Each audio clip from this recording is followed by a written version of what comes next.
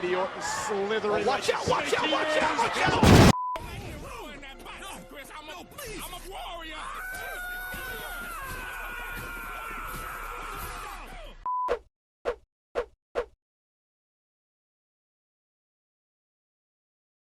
Hello everyone, this is Lazzers, and what you saw there in the beginning was the inspiration for this challenge. Now, I saw people getting stuck on boss fights because they're running out of ammunition, and I wondered to myself, was it really that hard to manage your ammunition throughout this game? And is this game truly melee focused like everyone is saying? And today, I will find the answer by doing a no Baton challenge. And if you're not subscribed to me yet, go ahead and hit that subscribe button if you wish to see more videos like this. I plan on doing more challenges like this in the future. And if you are subscribed to me, welcome back, friend. Glad to have you here again. Now, with that out of the way, let's get this challenge started, shall we? So, here are the rules for this challenge. I cannot use my baton. I cannot use the grip whatsoever. Shivving and stealth kills are allowed. And of course, I am allowed to use guns. And to make this even more challenging, I will be playing on maximum security. And yeah, it'll make the enemies a little bit spongier, but it's called a challenge for a reason. And with that, folks, the rules are set, batons are put away. Get ready, because it's showtime.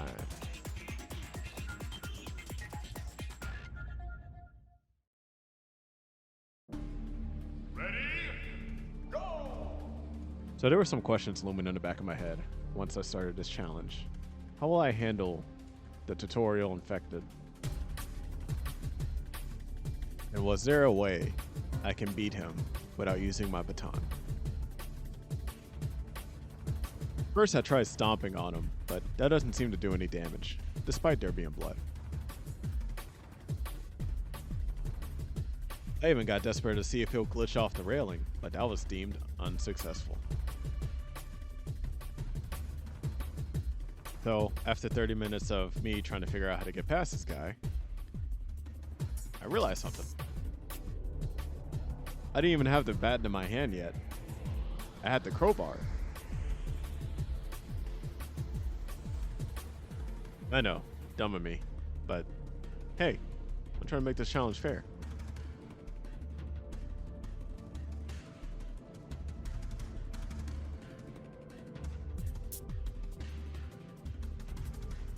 And with that hurdle cleared, this infected taught me something.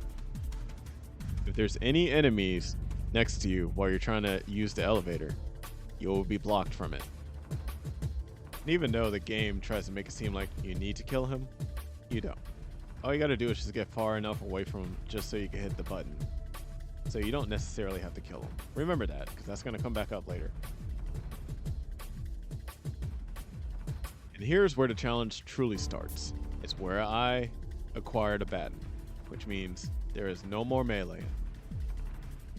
Which also means I would have to run away from each enemy encounter from here on in until I get the gun.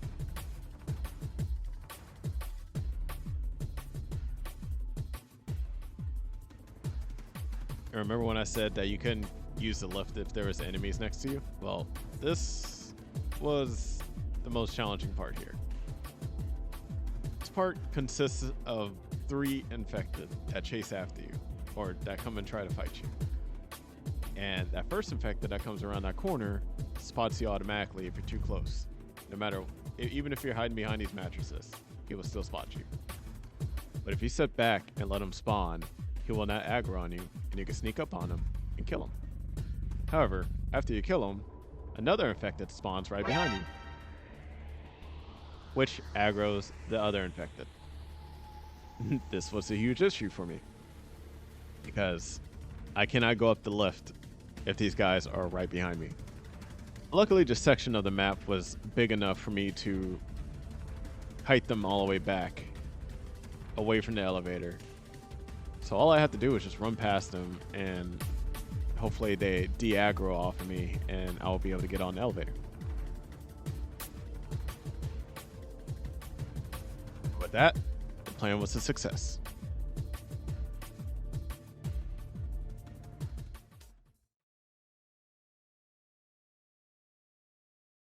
And here I was, so close to the gun.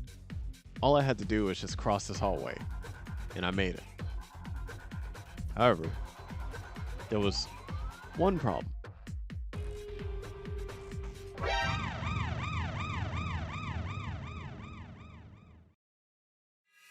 So it turns out this guy is a bouncer. And the reason why I say that is because this door stays locked unless you kill him.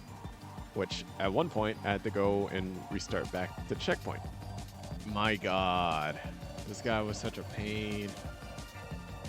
No matter how far away I ran away from him, he was still aggroed on me. He just insisted on following me. I was slowly starting to get desperate here. All I needed to do was just get him to not aggro on me and just turn his back so I could stealth kill him. That's it. I just need to pass his door, and I have the gun. I even got so desperate enough, I walked back upstairs and tried to use this small little flame to see if that'll do like fire damage to him. But then, something was off. He wasn't behind me. He wasn't even following me. Or was he? Turns out, if you open the door from the side, he can't see you, apparently. Now the question was, how do I get in there and sneak attack him?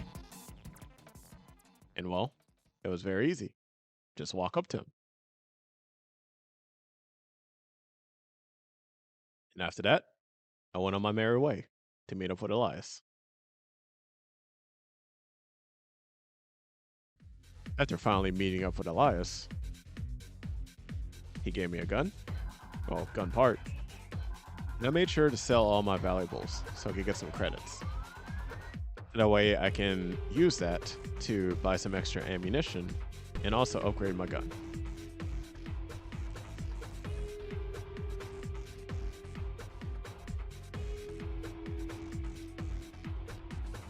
Finally able to fight back, I decided to go to the old Dead Space strategy of camping on his kneecaps until he falls over so I could stomp on his face. It was the most effective way I could save on ammunition and plus make the fights much more easier.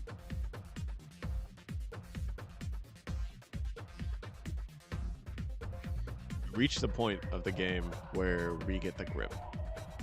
And I didn't want to use it for this challenge because I feel like it would have cheapened the whole challenge experience for me. I guess I wanted survival horror classic, so no grip. And despite what the tutorial was telling me at the bottom right of the screen, I protested and decided to shoot this infected. My strategy of capping him in the knees was going swimmingly until I met up with this fat guy.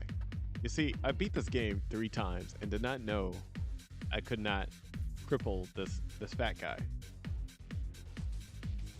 To make it worse, it takes 15 shots to kill this guy. Can you believe it? This man was chunky. Oh man, after putting down the fat guy, things were looking pretty grim. You see, I was running low on ammunition. Started panicking. I didn't know what to do. They started swarming me all at once. But then something crazy happened. I guess Jacob just has schizophrenia or something because they just all disappeared. But hey, let's not try to question that. I still haven't broken any rules, right? I mean, I was so devoted that I even shot this glass in order to get the items back there. And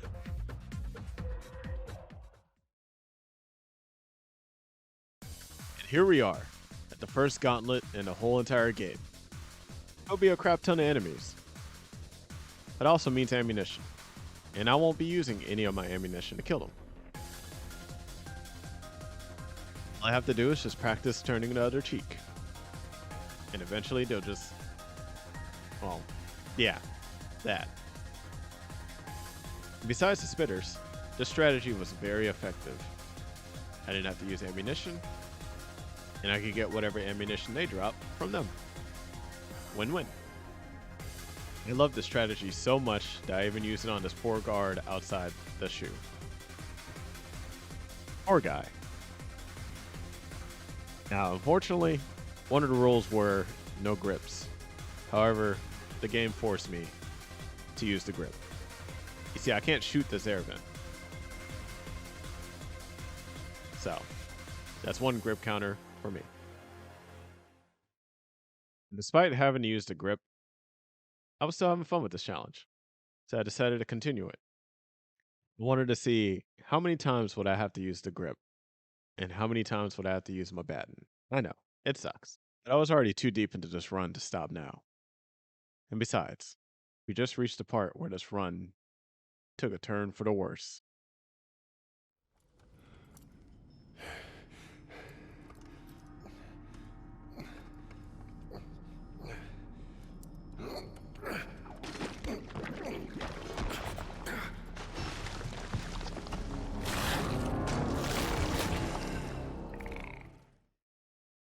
Yes, the blind enemies.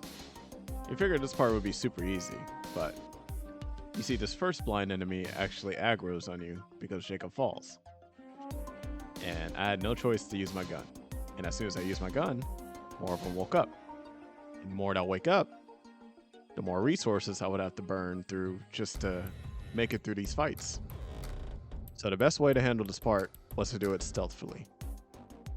Change of pace was very noticeable from running and gunning, because if I were to shoot or aggro one of them, then all of them just swarm me and just, well, beat my ass. But I managed to persevere and turn on the generator. However, there was a stalker behind me, and he decided to give me one last FU before running away. Dazed and confused, I was down to 0.1 health. Thanks, game. Now, with the generator on, it was time to make our way back to the platform. And this part was a little stressful, because if one aggroes on me, it's practically a death sentence. So I managed to keep my head down and slowly make my way through this cavern. And eventually, I managed to make it back. Until I got my ass beat by a crawler right there at the exit and just got killed. And I had to start all the way back at the checkpoint to do this all over again. But the second try, I managed to make it through. And now, we're at where some people will call the worst part in the whole entire game. The platform.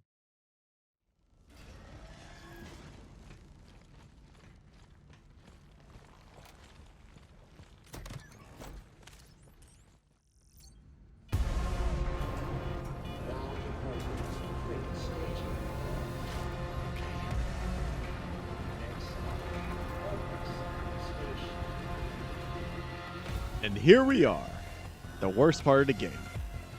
The platform. The enemies were coming left and right. I had to dispatch them using my alternative fire before they were able to swarm me. As long as I kept every fight to a 1v1, I knew that I'll be able to make it to this part with no problem. That is until...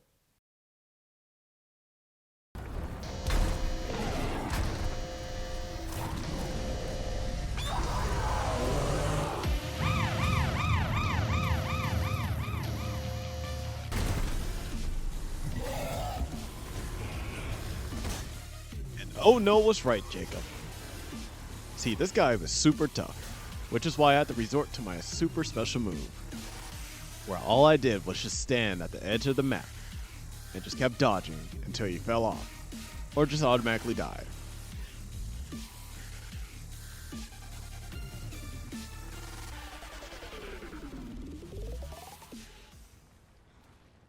Yes, this guy was pretty easy.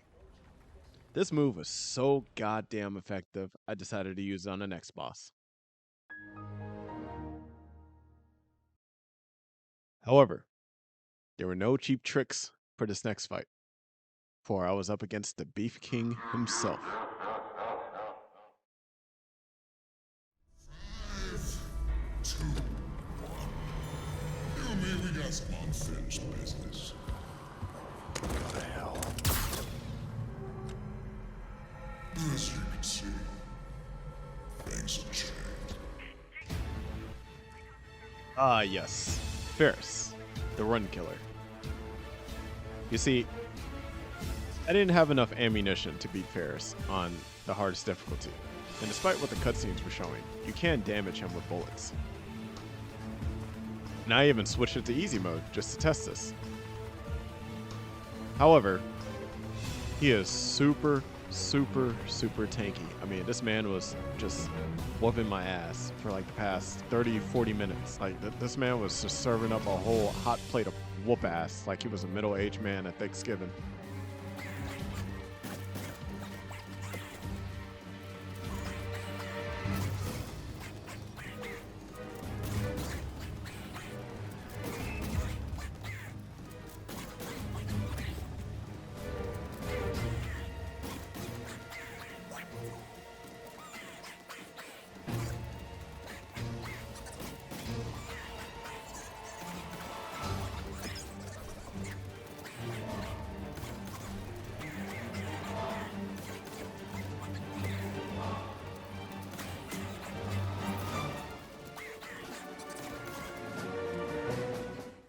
Yes, and a sad victory.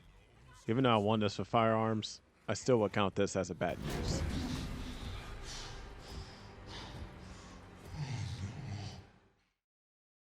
And things will continue to get worse. Especially when you have to fight two heads. Two-head? When you have to fight two-head in a server room with no hazards. There were no cheap ways of killing this guy. I even tried. I tried every angle. I even managed to glitch him through this door right here. Didn't work. You can shoot him though. That is a fact. However, once he's down on the ground, you would have to use your Baton in order to progress to the next phase.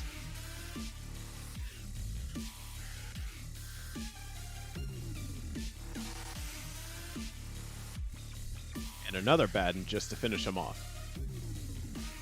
I don't know if anybody else would count this, but I counted it for this run because it's kind of like a QTE type of deal, but I'm just going to count it.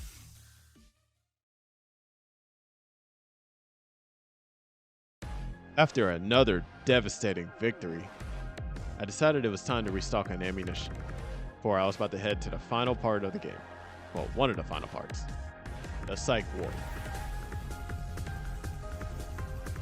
This part honestly wasn't too bad, because the game just throws very valuable stuff at you that you can sell at the Reforge.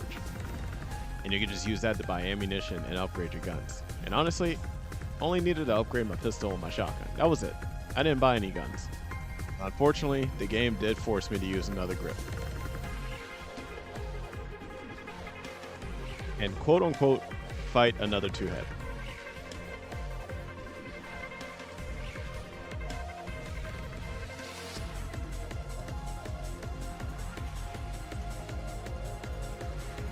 But yeah, let's not forget about Ferris. I tried fighting him with guns only, but I still didn't have enough ammunition for maximum security mode. So I decided it was best to use a Baton here. And his final form was pretty straightforward. Just shoot him until he dies.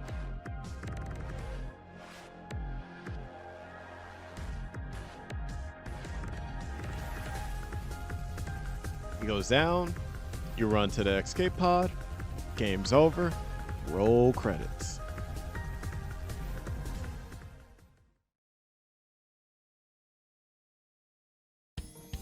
So what are my thoughts on this run? And was this game truly melee focused? My answer, me personally, No. Like, the option was there, but that doesn't mean you had to use it. It was just another tool you fell back on because the enemies were too close. And it was easy. Well, I'm not going to say you personally, but that's how I felt. It was always there whenever you needed it, and I think that was the problem. And see, since I had that good old reliable, it pretty much took away the fear factor of having the enemies get too close to me. Pretty much every encounter felt just about the same. It didn't matter what the enemies looked like. I didn't care. It was the same combat loop. When you restrict yourself to just only using long-range weapons, then now that's a different story. You're on Resident Evil 4 levels of horror. And maybe not Resident Evil 4, but, you know, damn near close. The point is, the tool, the melee tool, or the baton, was available to you, but you don't need to use it. Only but a few times in the whole entire game. So, can you beat the Callisto protocol with only guns? No. Unfortunately. You'll have to use the grip eventually, and you'll have to use the baton eventually. Matter of fact, this run only needed to use the baton. Let me see. Okay. Only needed to use the baton 4 times, and the grip 2. That's not bad. Okay. I did cheese a couple of 2-head fights. So, let me see. You gotta bonk them about 2 times per fight. Okay, look. I'll tally that up, huh? There. That includes all 4 2-head fights and 2 Ferris fights. But if you want a horror survival experience from this game, I suggest playing this on normal or easy mode. Guns only. That was the only time I ever felt tension. And each fight, I dreaded every single encounter. Just watching my ammunition go down, watching that number on Jacob's gun go slowly dwindle down, knowing that my resources are going down. That's dread. That is straight up dread. That's what I love about horror games. You know what? I'll tell you what fear is. Fear is uncertainty. And that's what this game was missing. The unknown of what's going to happen behind that door. But anyway, I'm ranting. Ladies and gentlemen, this has been a wonderful time. Thank you for joining me today. If you liked the video, please like. And if you wish to see more videos like this, feel free to subscribe. And ladies and gentlemen, this is Lazzers, signing off.